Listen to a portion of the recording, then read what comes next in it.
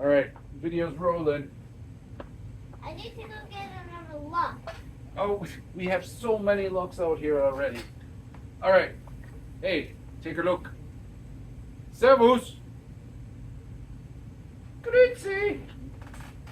Are you gonna say anything today? Hello. Welcome to another episode of Eisenbahn. So, seems appropriate since Willie wasn't awake when I made all the other parts of this video. And with any luck, it'll be the last time we do video in segments because I don't like editing all that stuff. What we have here, for those of you who didn't see our short and the trip of sorrows and nightmares that I've been having with the double slip switches. We've had a issue with them wiggling loose and the train goes a different direction. This has been an ongoing problem. I've had this one switch in particular apart multiple times, trying to clean it up, trying to get it to not do it, and it has not resolved itself. So what I did will be coming in the video. I got a motor switch from DecoderWerk in Germany, from DecoderWerk, and it came with the motor and a decoder. Hang on, what's up? Should I get the 216 out? The 216 out? I don't know. How many looks do you need out?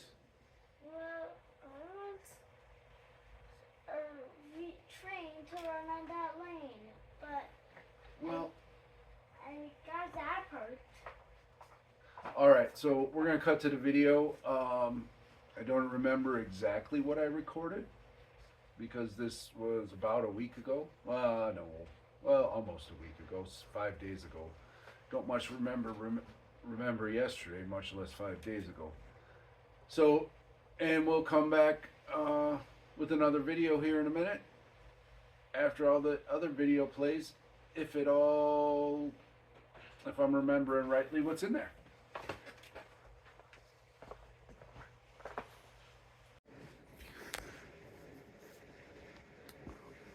We'll have to add an intro into this, hopefully. So, I was breaking in a project that'll be in a later video. So it was doing loops, running in the new motor, and this double slip, hopefully you can see it, it was doing fine and it just wiggled loose to that point. This is one of the older ones that I've had. The ones down on the other end of the track have done it also to me, especially that one on the left. So, parts showed up last night. I was going to wait and do this in a week or two, but we're going to take a look at it today, and I'm going to show you what we're going to do and the differences.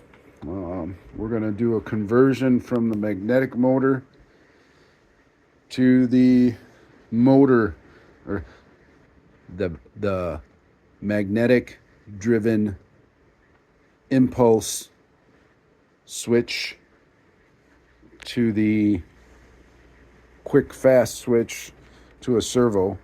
We're going to see if it changes the problems I'm having here with this double slip. See you at the workbench. All right, so here we are at the bench, taking a look at it. Now, I've had this apart in the past, and there's nothing in the way. There's nothing down there in the way. You know, we've got the arms there that go and flip it, but they move freely. The wires are there, but it's not really, and they spring right back.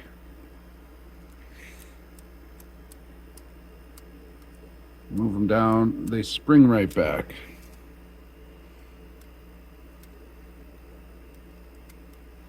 So what I think is happening,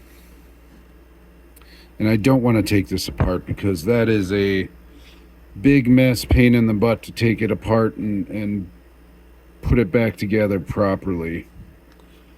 I've done it twice already. But what I think is happening, if you look at this point right here, it's a big gigantic hole. And this just sort of floats around. It engages. You know, you give it the electrical impulse and it flips it over fast. And that's it. I don't know. I think I bought this one used. I'm not positive. It is older, but what I think is happening is as the vibration, the train going over it, it just sort of loosens up and it can move all that, and all of a sudden it moves to a point where there's no more spring in this. So I'm hoping this fix will fix it. And so I got this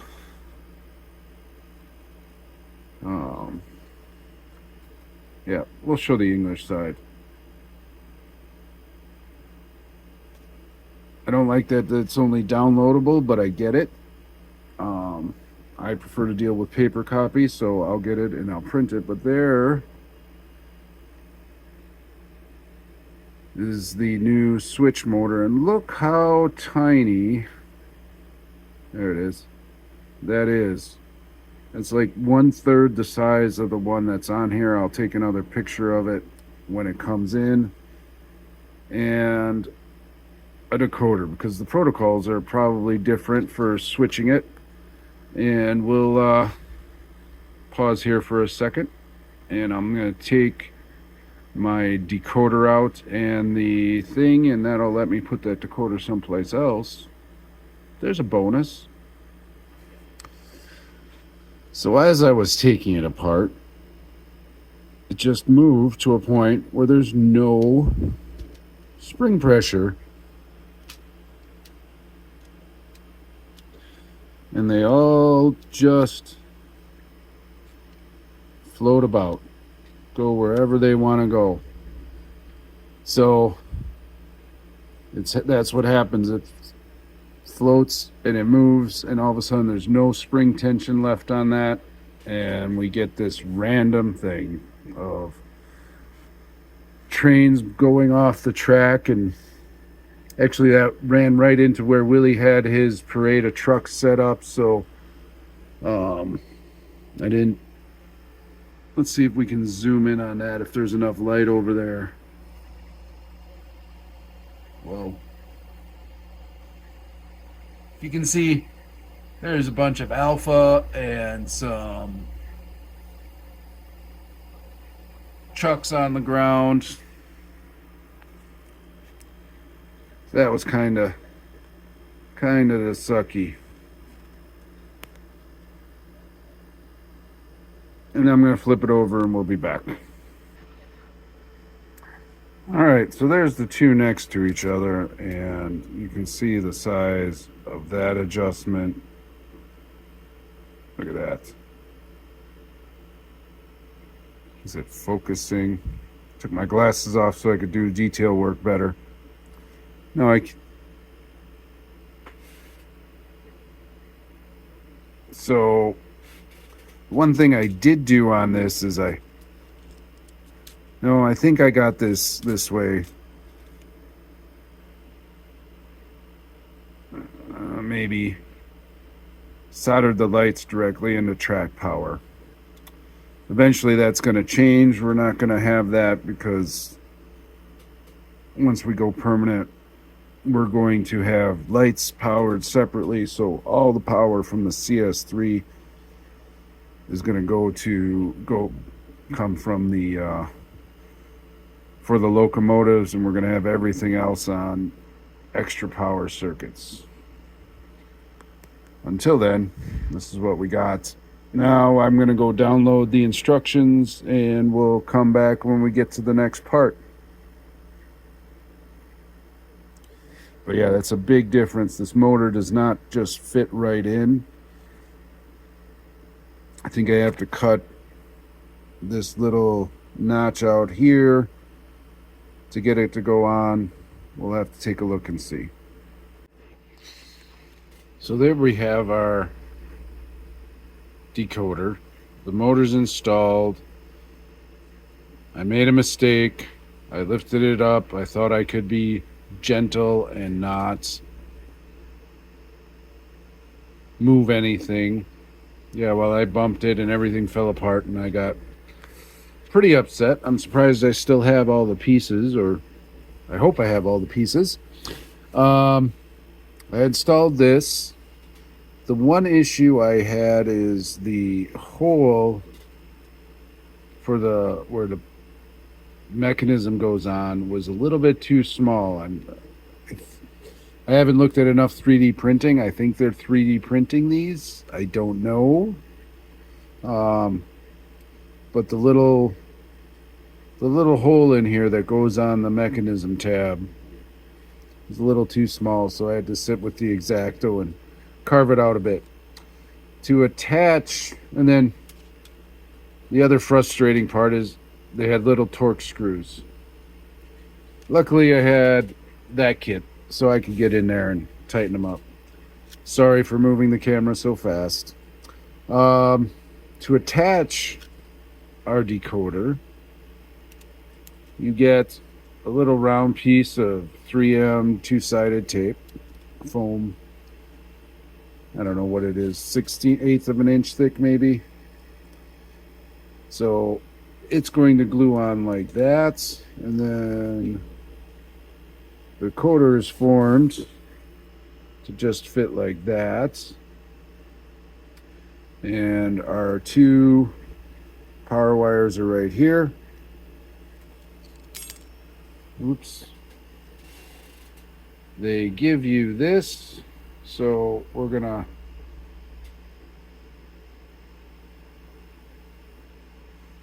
got 2 for 1, I guess. We're gonna cut that off, and then we're gonna plug that in, and we're gonna cut it. Oh, it doesn't fit there because this side, because of the everything else, does not have a pin. That's an interesting question. Should I hard solder it right to that? That would work. Or do I run it over there? I do have the lights. I could connect the lights to this decoder. I am not going to do that. Just because I don't want to run into an issue by accident of, well, later on I want to run these, I want to power those not from the track but from someplace else. So for right now, I'll think about it while I'm doing the rest of the install, and I'll make a decision for the end, and I'll share with you what I did. All right, and we're back. So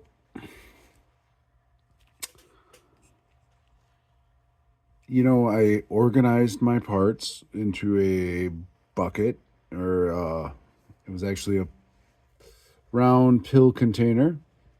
Think I could find it now that I need some terminals? Nope.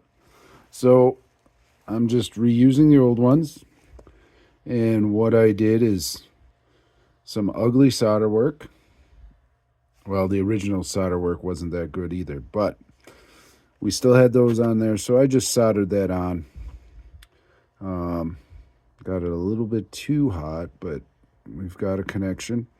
And we're going to take, now you have to program these and you have to learn them, so the instructions are all in German. That's the only problem, but I'm going to go, if I understood it right, we can just plug this onto the track. And I'm going to plug this onto our programming track, and we're going to put it on there, and we're going to turn the power on, and we're going to see what happens. See what we come up with. So let's take a walk over there.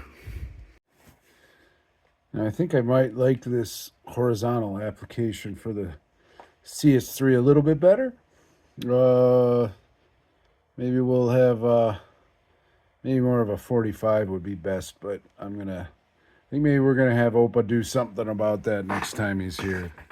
He likes messing with that stuff. And you know what? I should have turned the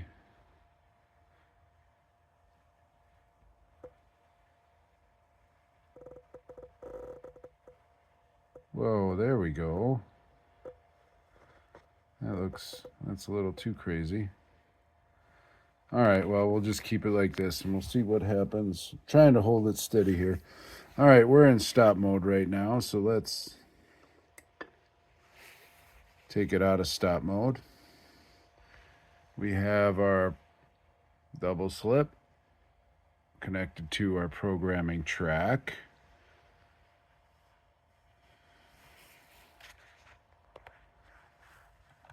Let's see if I pick that all up or if I'm going to embarrass myself here and have to go back.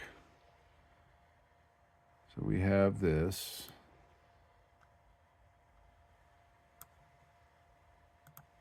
Edit. No, we don't want to add this. Think. Edit. We'll try that.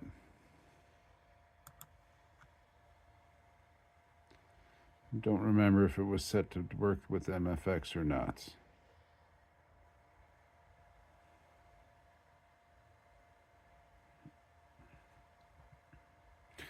Oh, this is boring. So I saw in someone else's video, they had a comment, they were going, I didn't catch that.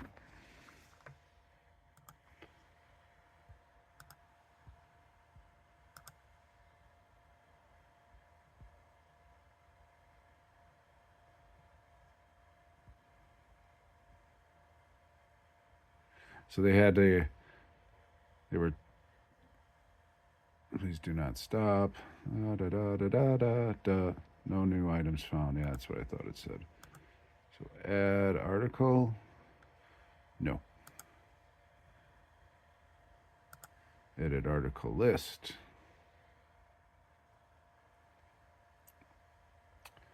And this is everything that we had before.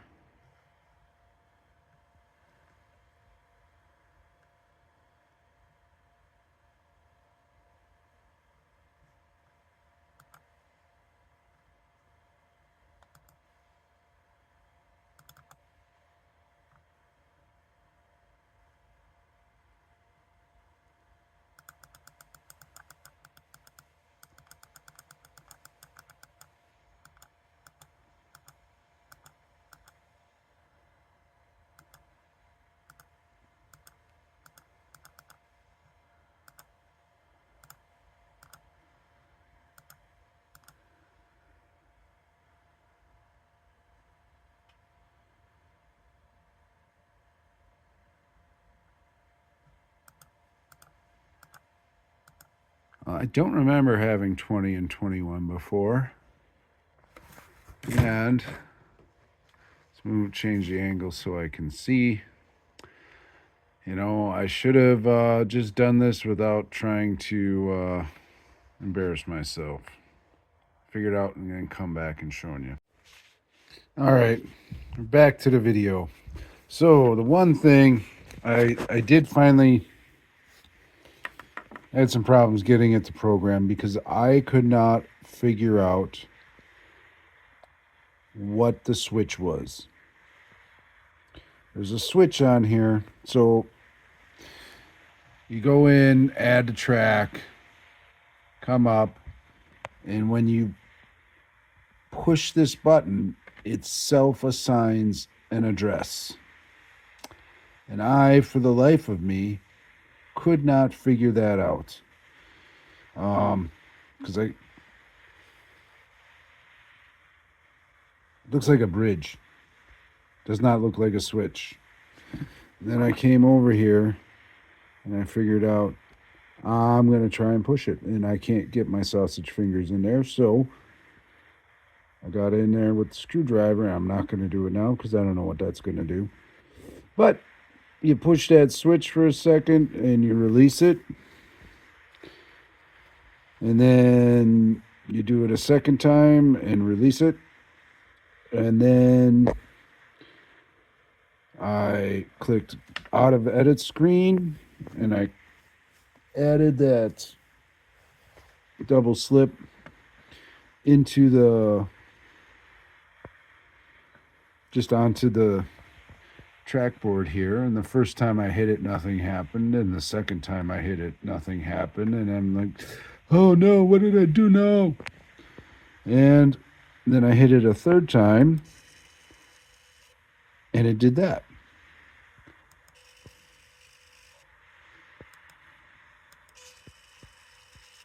I thought that was pretty cool. So I played with it a little bit, and now we're gonna flip it over. Oops. We're gonna give it a go.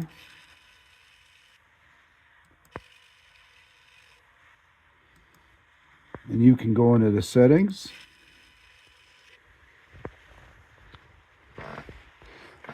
But it is backwards.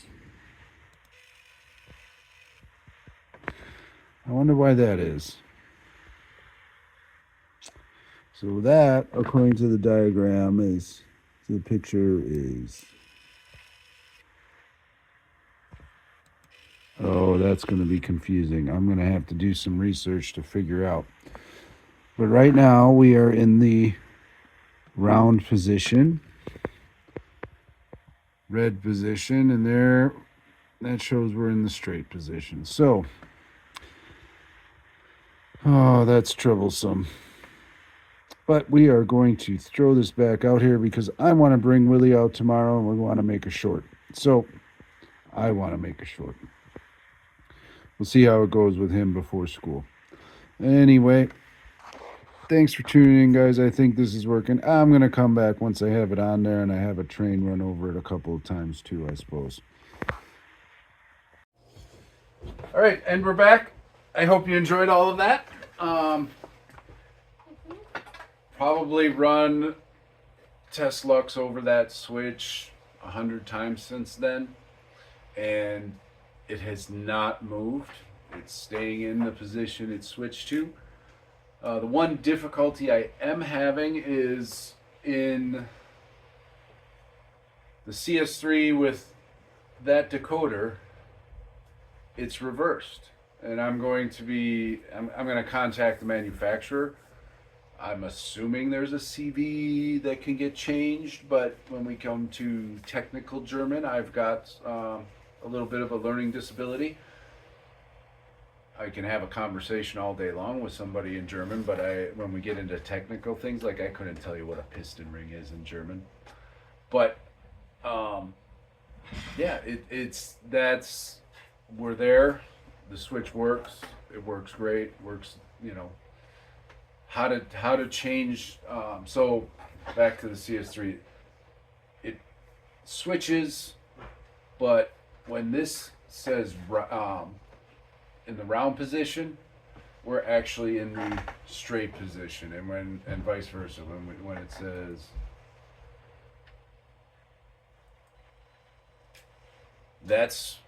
the switch is actually in the straight position, and here it says it's in the round position. So we're gonna have to figure that part out, and I'm guessing that that's just a CV or something that, because I've tried uninstalling and reinstalling with the switch in the opposite different position, and it's not changing. So I'm hoping that's something in the firmware on that chip.